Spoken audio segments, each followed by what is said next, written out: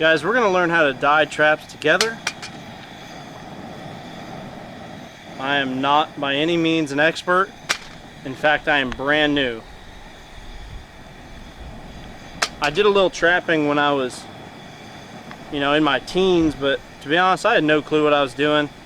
I was just putting traps out, baiting them, and I would catch stuff every once in a while. But now I'm doing it the right way. I'm gonna dye these traps.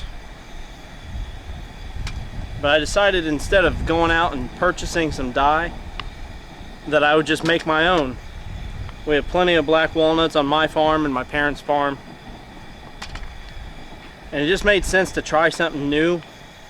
As a kid, most people grew up playing with black walnuts. If you lived in the country at least, you'd have a black walnut fight. You'd grab these balls while they're soft, and then you would chuck them at your siblings.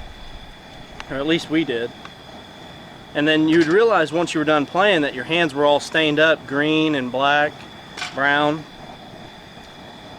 While I was out doing some scouting yesterday morning, it just dawned upon me. I was like, why don't I just use these and soak them in water for a day or so and make my own dye for these traps. So the first thing I did was once I gathered them all up, I actually pulled up YouTube, and sure enough, this is not an uncommon practice.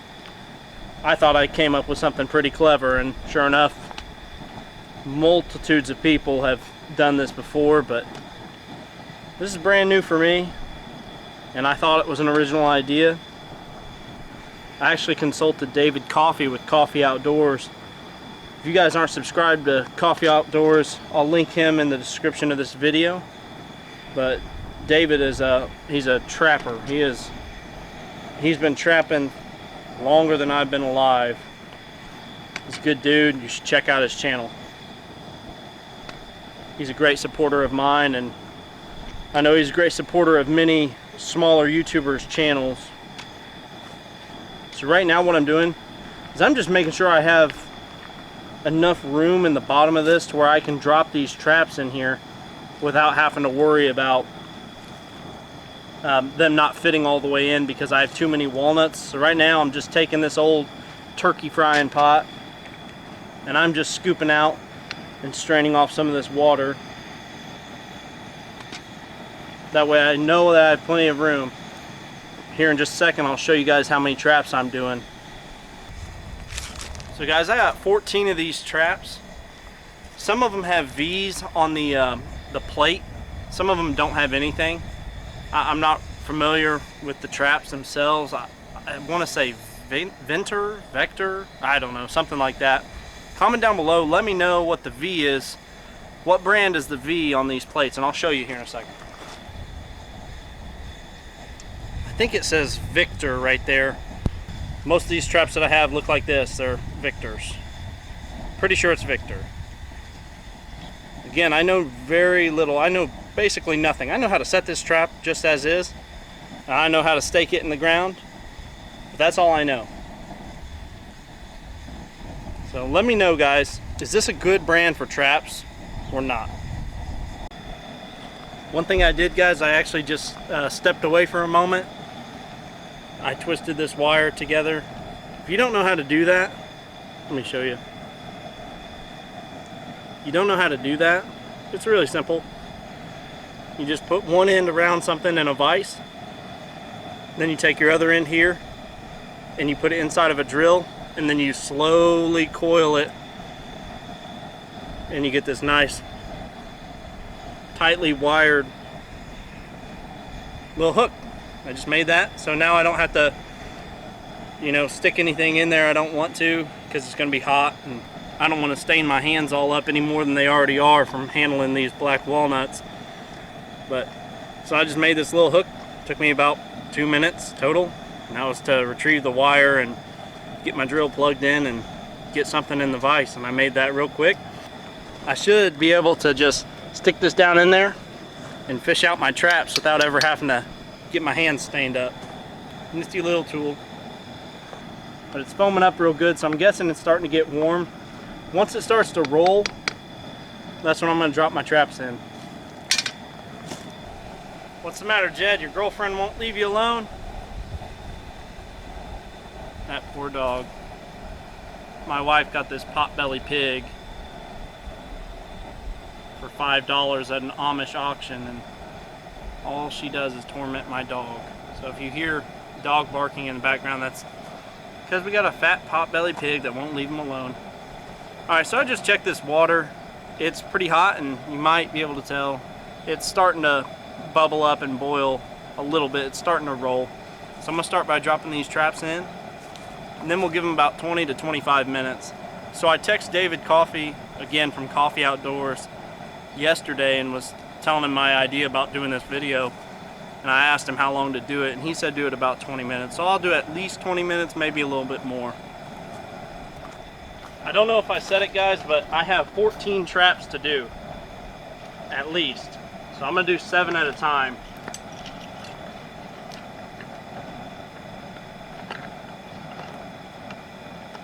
I'm not worried about the stakes as much as I am the traps themselves.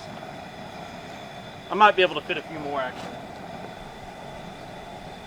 Start that timer, 20 minutes, maybe more. We'll see how they turn out.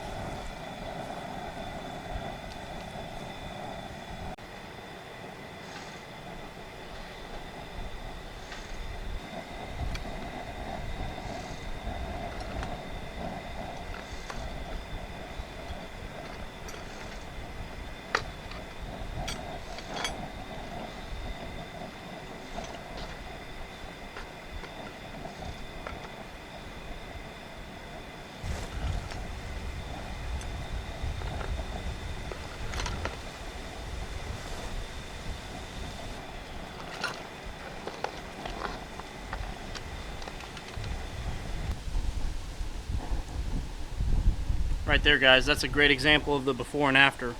This is a before, obviously, and you look at these other ones that have already been done. They're nice and dark brown color.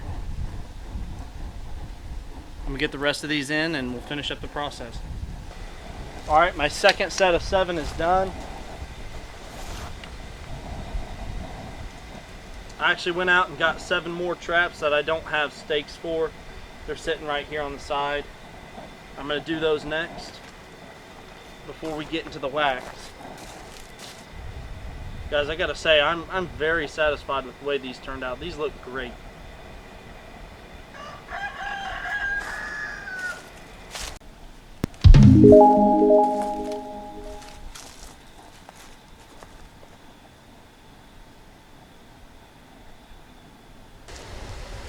So these traps still need to get dipped in some wax. I've never done that before, and I'm not going to do that on camera simply because it seems like a pretty tedious process. But I'm going to use this white bucket. I'm going to transfer these traps. They're all dried, the ones that are hanging on the line. I'm going to put them in this white bucket. I'm going to try and not handle them as much as possible. I've seen and heard that it's not a good idea to handle the traps just because of scent. So I'm going to put these in this bucket using that same wire hook that I made.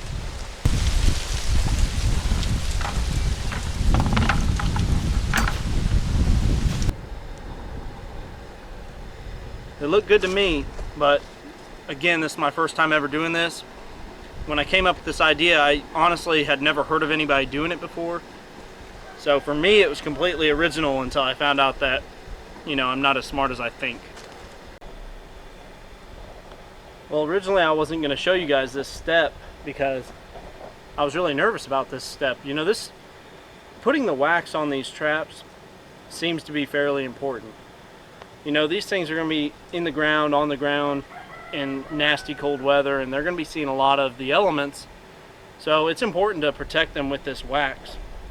So after you dye them, I let them dry, and they dried pretty much instantly. I had to pick off some pieces of the husk.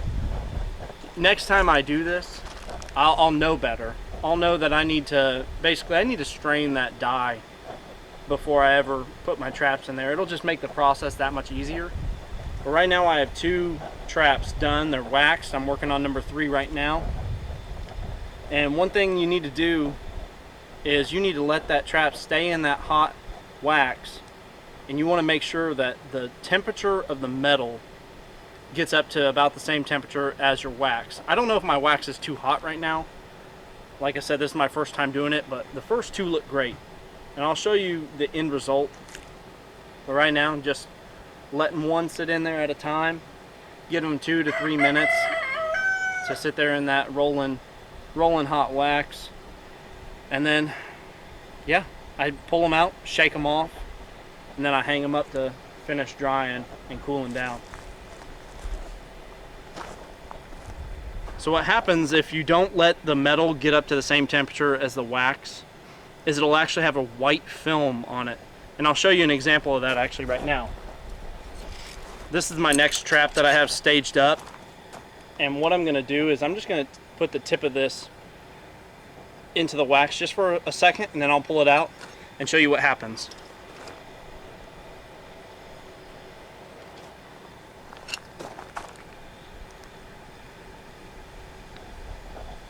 So I just tipped it in there, took it right back out, and you can already see that it's turning white.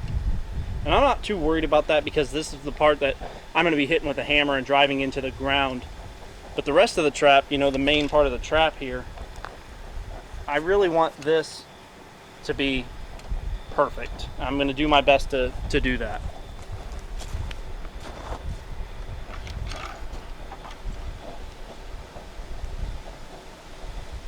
Smoking hot trap, I'm guessing that's plenty hot enough. I'm going to drip off some of this excess wax, that way I'm not wasting too much, and then I'll hang it. Second lost month of the season for the Colts, and the Raiders making their second home recovery of the season. And we're even in terms of turnovers so far today. That's a big break for the Raiders. Let's get no points there. There's Campbell. On first down, they run left side, and Josh Jacobs spins upfield. Don't do that. Shows good balance right there.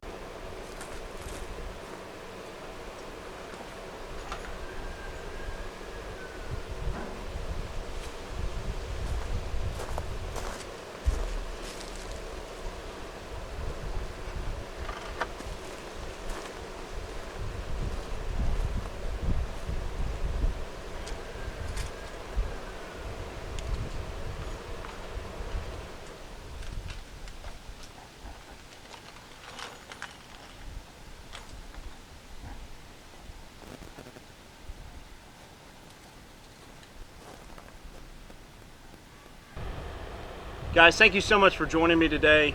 First time ever dyeing and waxing traps, and I gotta be honest, it went way better than I was expecting. These traps look phenomenal.